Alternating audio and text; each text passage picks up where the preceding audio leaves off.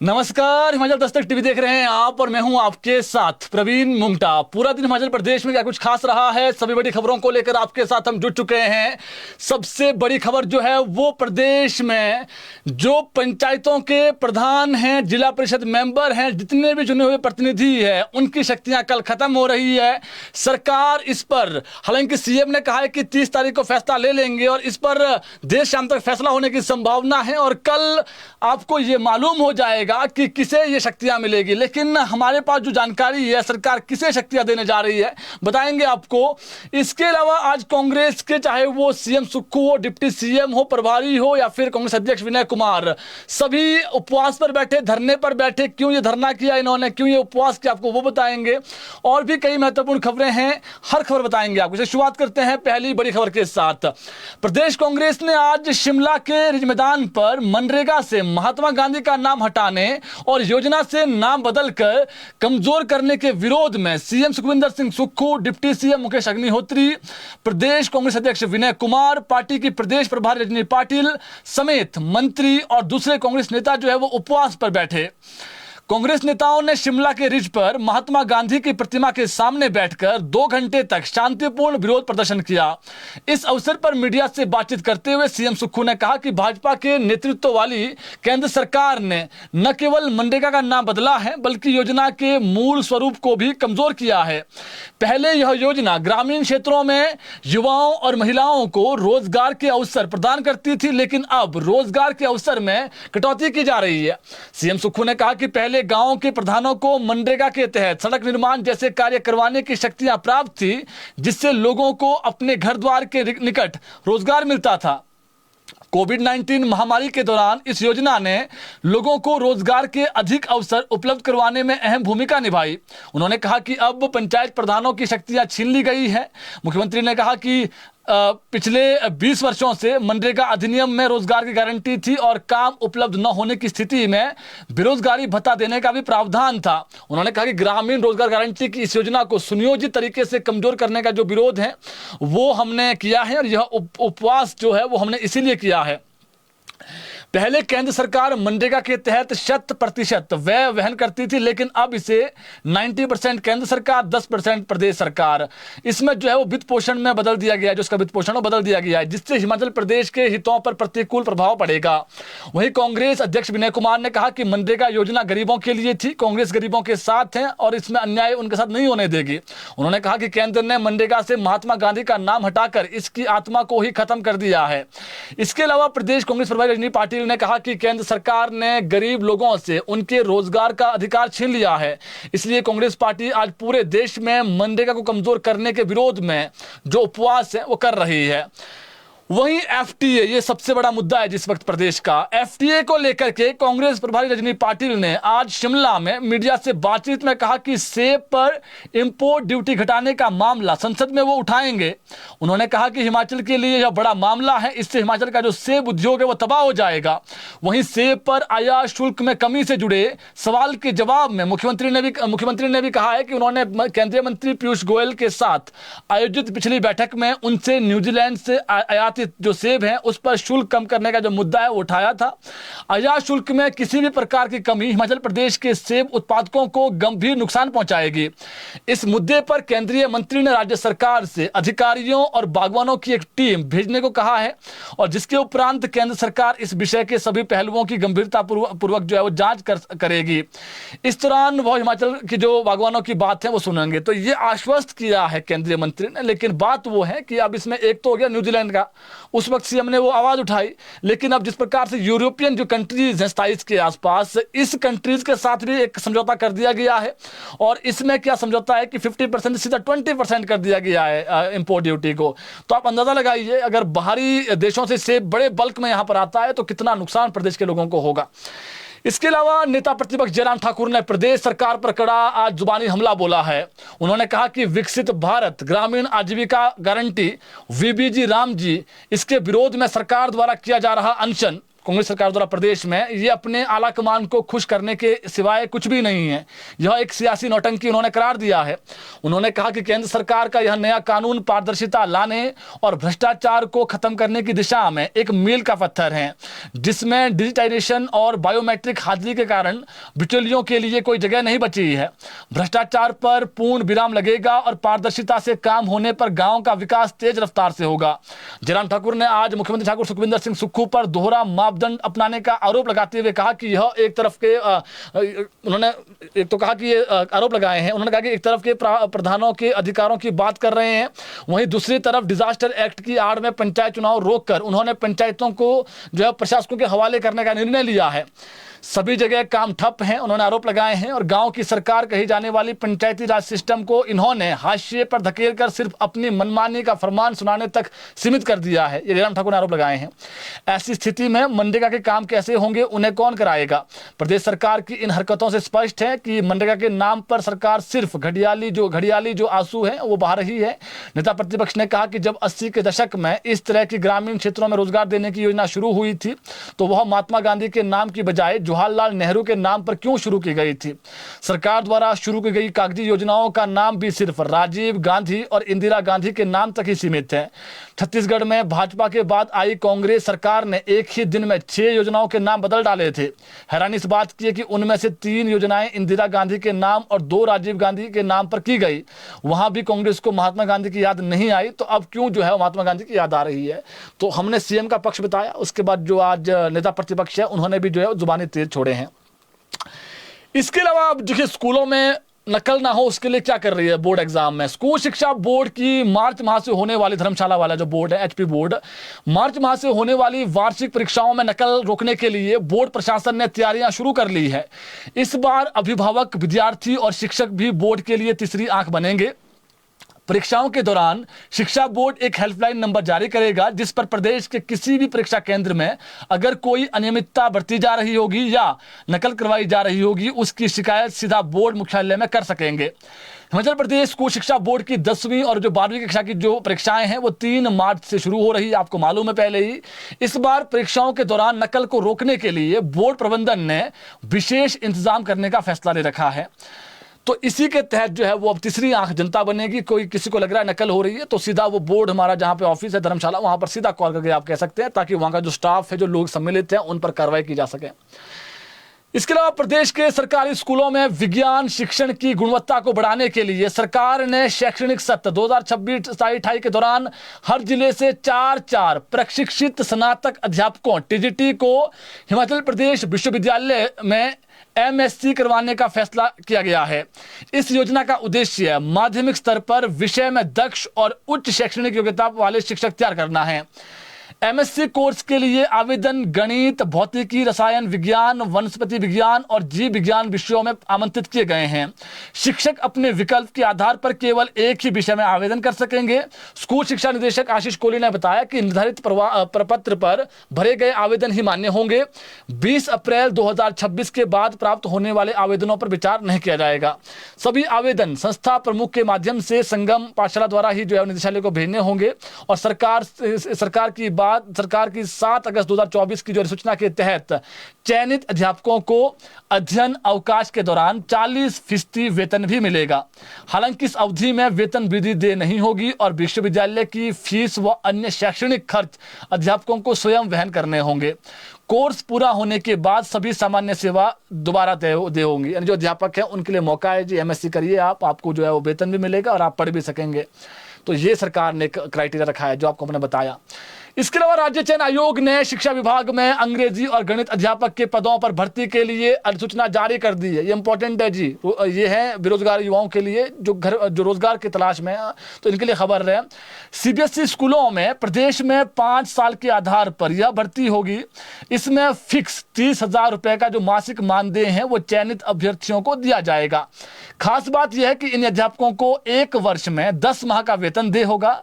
Online आवेदन प्रक्रिया कल सुबह 10 बजे से शुरू हो जाएगी, जबकि आवेदन की अंतिम तिथि 21 फरवरी निर्धारित की गई है। इच्छुक अभ्यर्थी आयोग की आधिकारिक वेबसाइट के माध्यम से आवेदन कर सकेंगे। अंग्रेजी अध्यापक पद के लिए इंपॉर्टेंट बात, अभ्यर्थी का जो है वो एमए अंग्रेजी स्नातक स्तर पर न्यूनतम 50% अंक होना जरूरी है और बीएड होना अनिवार्य है, वही अप्लाई करें। वहीं गणित अध्यापक पद के लिए एमए एमएससी गणित के साथ बीएड जरूरी है। आरक्षित वर्ग के अभ्यर्थियों को नियमानुसार अंकों में छूट दी गई है। आयु सीमा बता दें आपको 25 से 45 वर्ष निर्धारित की गई है, जिसकी जो है वो गणना आवेदन की अंतिम तिथि के अनुसार होगी। चयन प्रक्रिया कंप्यूटर आधारित परीक्षा स्क्रीनिंग टेस्ट के माध्यम से की जाएगी, जिसमें 120 बहुविकल्पीय जो प्रश्न है वो पूछे जाएंगे। यह भर्ती प्रदेश के सीबीएसई से संबंध सरकारी स्कूलों में की जाएगी और अभ्यर्थियों को आवेदन से पूर्व वन टाइम रजिस्ट्रेशन जो है वो करना अनिवार्य होगा। यह अनिवार्य है वैसे भी। फिक्स मानदेय के आधार पर यह भर्ती शिक्षा विभाग में होगी और भर्ती अध्यापक पीजीटी होंगे। ऐसे में टेट पास की अनिवार्यता जो है वो नहीं है। सीबीएसई स्कूलों में गणित और अंग्रेजी जो विषय के कुल 800 पद भरे जाने की योजना है और आयोग की ओर से 624 पद भरे जाएंगे, जबकि अन्य 76 पद सैनिक कल्याण विभाग, खेल एवं दिव्यांग कोटे से संबंधित विभाग भरेगा। इन पदों को भरने की जो प्रक्रिया है वो विभाग जल्द शुरू करेगा। तो ये इंपॉर्टेंट खबर थी। अब आपको एक खबर बताते हैं, चौंकाने वाली खबर है थोड़ी सी, कि जीएसटी जब केंद्र ने घटाया उसके बाद और स्टेट को हो सकता फायदा हुआ हो, लेकिन हिमाचल को जो है वो फायदा नहीं हुआ है। जीएसटी कम होने से हिमाचल प्रदेश में जो है वो क्या हुआ है बताते हैं आपको। व्यवस्था परिवर्तन के तहत आर्थिक संकट के चक्रव्यूह से बाहर निकलने का प्रयास कर रही हिमाचल प्रदेश की सुक्खू सरकार की जो चिंताएं हैं वो बढ़ गई है।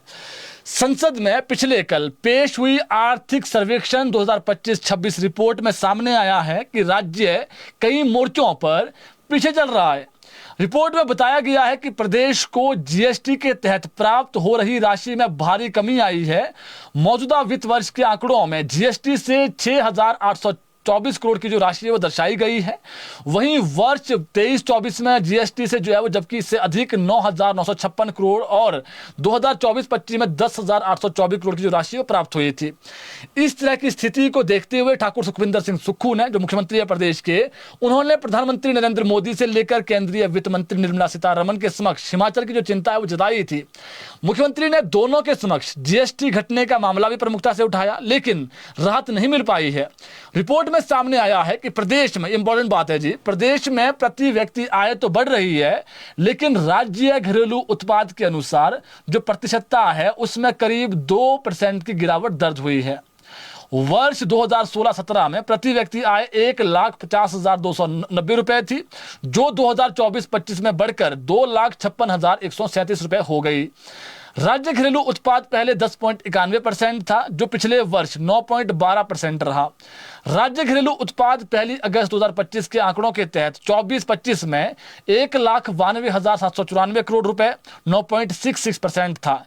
यदि वर्ष 2016-17 के आंकड़ों से तुलना की जाए तो उस समय यह जो है वो 1,08,359 करोड़ था, जो लगभग 11.88% था। इस रिपोर्ट में बढ़ते राजस्व घाटे का भी उल्लेख किया गया है। देश के सभी राज्यों के आंकड़ों में पहाड़ी राज्यों में अगर देखें आप तो हिमाचल की जो स्थिति है वो संतोषजनक नहीं है। यदि मुद्रास्फीति की बात की जाए तो घट रही है। वर्ष 22-23 में यह जो है वो 4.51% थी, जो 23-24 में बढ़कर जो है 5.04% हो गई। 24-25 में ये 4.04% तक सीमित रही, यानी घट गई। वहीं 25-26 के आंकड़ों में मुद्रास्फीति जो है वो 2.17% दिखाई गई है, जो पूरे वित्त वर्ष की नहीं है, अभी ये चला हुआ है। आर्थिक सर्वेक्षण में दिए आंकड़े पिछले वर्ष के साथ अन्य वर्गों के भी दिए गए हैं और प्रदेश सरकार की ओर से केंद्र सरकार के समक्ष 3 वर्ष के दौरान का जो पक्ष रखा जा रहा है। अब सोचने वाली बात यह है, असल बात यह है कि जब जीएसटी घटाया, क्योंकि जीएसटी जैसे सीमेंट से जीएसटी अच्छा आता था, मान लीजिए 28% था जीएसटी, तो उसमें से 14% प्रदेश को मिलता था उसका पैसा, 14% केंद्र सरकार को मिलता था। वो 18% कर दिया केंद्र सरकार ने। 18% के बाद अब जो है वो 9% केंद्र को मिल रहा है, 9 जो है वो प्रदेश सरकार को मिल रहा है। तो 14% पहले मिलता था, अब 9% मिल रहा है, तो ऐसे ही पैसे कम हो गए। फार्मा में भी यही चीज है, फार्मा में जो है वो अच्छा पैसा था, लेकिन अब जो है बद्दी, जहां से बड़े स्तर पर जो है वो जीएसटी इकट्ठा होता है प्रदेश में, तो फार्मा में भी जो है जिस प्रकार से कम कर दिया गया है अब जीएसटी, तो उससे ही प्रदेश को लॉस हो रहा है। तो ऐसे में सीएम सुक्खू दिल्ली जरूर गए थे, लेकिन दिल्ली में उन्होंने अपना पक्ष रखा है केंद्रीय मंत्री निर्मला सीतारमण के सामने कि आपने जरूर घटाया है जीएसटी, लेकिन हमारा जो स्टेट है, क्योंकि ना अपना पानी है, ना अपना जो है वो यहाँ पर जो फॉरेस्ट लैंड है, वहाँ कुछ नहीं कर सकते हैं। पानी पर पहले ही आप देखिए, जो पहले बिजली बन रही है उसमें पंजाब का भी जो है वो अधिकार है, है और राजस्थान, बहुत सारी चीज़ें हैं जो देखी इसमें आप देख सकते हैं। आपको मालूम ही है कि प्रदेश में क्या स्थिति है। यहाँ पर जो है वो सीमेंट बनता हिमाचल में है, हिमाचल में महंगा मिलता है और पंजाब में सस्ता मिलता है। अगर हिमाचल में बिजली, जिस प्रकार बिजली यहाँ पर है वो बिजली महंगी मिल रही है, बाहर राज्यों में सस्ती मिल रही है। जो प्रोड्यूस कर रहा है वहीं पर जो है वो महंगी मिल रही है। तो सोचने वाली बात है। और ऐसे में जब जीएसटी घटा दिया है तो रेवेन्यू प्रदेश का कहाँ से आएगा? जो रेवेन्यू के सोर्सेज थे वो कहीं ना कहीं उससे जो है वो अब जिस प्रकार से जीएसटी घटा दिया गया है वो अब कहीं ना कहीं सरकार के लिए चिंता है। और इसका जो सर्वेक्षण रिपोर्ट आई है उसमें इस बात का खुलासा है कि जीएसटी कम होने से प्रदेश को जो है वो लॉस हुआ है, यानी जो अच्छा रेवेन्यू आता था वो कम हुआ है। इसके अलावा प्रदेश सरकार ने, ये इंपॉर्टेंट है, आगामी बजट को जन भागीदारी से जोड़ते हुए इसकी तैयारियां शुरू कर दी है। प्रदेश सरकार ने निर्णय लिया है कि वर्ष 26-27 का जो बजट होना है फरवरी मार्च में, इसमें केवल सरकारी दफ्तरों तक सीमित न रहा जाए बल्कि इसमें आम जनता की आवाज भी शामिल हो। इसी उद्देश्य से सरकार ने 10 फरवरी तक प्रदेशवासियों से सुझाव भी मांगे हैं, आमंत्रित किए हैं, ताकि बजट को आर्थिक जो है वो जन केंद्रित और जो व्यवहारिक रूप से बनाया जा सके। इस प्रक्रिया में किसान, कर्मचारी, युवा, महिलाएं, व्यापारी और आम नागरिक सभी को अपनी जो राय है रखने का मौका दिया गया है और लोग अपनी जरूरतें, समस्याएं और जो उम्मीदें हैं वो सीधे सरकार तक पहुंचा सकते हैं। और इससे यह उम्मीद जताई जा रही है कि बजट में जमीनी मुद्दों को प्राथमिकता मिलेगी। इसके अलावा 1 फरवरी से, ये इंपॉर्टेंट है, 1 फरवरी से यानी कल प्रधानों की शक्तियां शाम तक यानी खत्म हो जाएगी। 1 फरवरी से जो है वो प्रधान वो नहीं रहेंगे, पूर्व प्रधान आ जाएगा उनके नाम के आगे। अब आज क्या हुआ है, आज हमने पंचायती राज मंत्री रणजीत सिंह से वार्तालाप की, जिससे भी हम डिपार्टमेंटली वार्तालाप कर रहे हैं वो यही कह रहा है कि इस पर आवेदन तो आए हैं, विभाग ने जो पंचायती राज डिपार्टमेंट उसने आवेदन दे दिया है, लेकिन अब इसमें सीएम सुखविंदर सिंह सुक्खू और जो मंत्री है उनकी राय ली जा रही है। संभावना है देर शाम तक इस पर फैसला हो जाएगा और कल जो है वो ऑर्डर निकल जाएंगे कि किसको देना है। हमारे पास जो खबर है वो ये है कि 1 फरवरी से प्रधानों की शक्तियां 3 सदस्यीय कमेटी या फिर पंचायत सचिव को जाएगी, यानी पंचायत सेक्रेटरी इसको जा सकती है। हिमाचल प्रदेश पंचायती राज एक्ट 1994 जो 73वें संवैधानिक संशोधन के मुताबिक बनाया गया है, इसके लागू होते ही प्रदेश में पहली बार एक साथ 3577 पंचायतों की शक्तियां कमेटी या फिर सचिव के हाथों में चली जाएगी। इससे पहले कभी नहीं हुआ ऐसा एक साथ, क्योंकि चुनाव होते थे पहले, इस बार डिजास्टर एक्ट चलते नहीं हो पा रहे हैं। हालांकि हिमाचल प्रदेश में पहले भी ऐसी स्थिति बन चुकी है जब कोविड काल के दौरान लाहौल स्पीति जिले के लाहौल ब्लॉक और चंबा जिला के पांगी ब्लॉक में पंचायत चुनाव देरी से होने पर 3 सदस्यीय कमेटी का जो गठन है वो किया गया था। 26 जून 2021 को जारी अधिसूचना के तहत, जो पुरानी नोटिफिकेशन है उसके तहत प्रिंसिपल हेडमास्टर की जो अध्यक्षता में कमेटी बनाई गई थी, जिसमें पंचायत सचिव को मेंबर, सेक्रेटरी और ग्राम रोजगार सेवक या तकनीकी को जो है सदस्य बनाया गया था, यानी 3 मेंबर थे इसमें। उस समय चुनाव होने तक पंचायतों का जो काम है वो इसी कमेटी ने संभाला। उस समय कुछ पंचायतों की जो शक्तियां हैं वो कमेटी के हवाले कर दी गई थी, लेकिन प्रदेश भर में इतने बड़े स्तर पर, यानी जिसमें हजारों की संख्या में पंचायतें हैं, इनका जिम्मा कभी भी ऐसा कभी नहीं हुआ इतिहास में कि एक साथ 35-77 पंचायतों में जो है वैसे कमेटियां बना दी गई। पहली बार होगा ये, और ये करना ही पड़ेगा। चुनाव तो हो नहीं पाएंगे अब कल परसों तक, चुनाव तो पहले हो जाने चाहिए थे। ऐसा पहली बार होने जा रहा है कि जो शक्तियां हैं ये प्रशासकों को जाएगी। इसलिए हो रहा है कि पंचायती राज से संबंधित 73वां संविधान लागू होने के बाद प्रदेश में आज तक कभी ऐसा तो नहीं हुआ है, लेकिन जिस प्रकार से जो है वो डिजास्टर आया प्रदेश में, उसके बाद सरकार ने डिजास्टर एक्ट लगाया और अब आगामी समय में ये होगा। तो ऐसे में अब जो शक्तियां हैं ये या तो पंचायत सेक्रेटरी को जाएगी जी, या फिर जो 3 सदस्यीय कमेटी है उनको जाएगी। तो ये परसों से ऐसा होने वाला है। इसके अलावा जो हमारे पास और अपडेट हैं, जो पंचायत प्रधान तो हमने बता दिया है आपको। इसके अलावा जिला परिषद की जो शक्तियां, जिला परिषद अध्यक्ष हैं, इनकी शक्तियां ADC, ADM, project officer, ITDP को जा सकती है। जैसे एडीसी जहां अवेलेबल है एडीसी को, वहाँ एडीएम, बाकी जहां पर एडीएम वहाँ एडीएम को जाएगी। तो इस पर जो है सीधा स्पष्ट बता दें आपको, दो ही चीजें हैं जो सरकार ने करनी है। सीएम ने इस पर देर शाम तक फैसला लेना है जी, या जाएगी इसकी शक्तियां पंचायत सचिव को, या जाएगी फिर इसकी शक्तियां जो है वो 3 सदस्यीय कमेटी को। ये तय है। अब बात करते हैं हिमाचल दस्तक की एक्सक्लूसिव खबर की। ये बड़ी खबर है और ये इंपॉर्टेंट खबर भी है। सीबीएसई के जो 130-31 स्कूल हैं हिमाचल प्रदेश में, 130 स्कूल हैं जिनकी शुरुआत जो है वो होने जा रही है इसी अप्रैल से। जो है वो यहाँ पर स्कूलों को एफिलिएशन मिल गई है, यानी कि सीबीएसई ने मान लिया है कि आप कितने स्कूल हम ले रहे हैं पहले चरण में। लेकिन सीबीएसई में जो बोर्ड एग्जाम है ये इस साल नहीं हो पाएंगे, यानी अगर बच्चा 26 में जो है वो आगे सीबीएसई बोर्ड में आ जाता है बच्चा, जिसके लिए प्रॉपर टेस्ट भी होगा, बता दें आपको, ऐसे नहीं कि बच्चे आ जाएंगे उठ के, पहले टेस्ट होगा बच्चों का कि आप हैं सीबीएसई में पढ़ने लायक। तो बच्चे मेहनत करें, घर में अच्छे से मेहनत करें, तभी आप सीबीएसई स्कूल में पढ़ेंगे। जिन सीबीएसई स्कूलों में लाखों की फीस हैं, वहाँ बच्चा अगर जो है वो 100-200 रुपये जितनी फीस होगी, जितनी इससे ज़्यादा सरकार रखेगी भी नहीं, तो जितनी होती है उतनी फीस सरकार रखेगी। तो अगर बच्चा उसमें पढ़ रहा है सीबीएसई स्कूलों में तो अच्छी बात है, क्योंकि आज के समय में जो है वो बहुत सारी कह सकते हैं आप कंपटीशन हो गया है।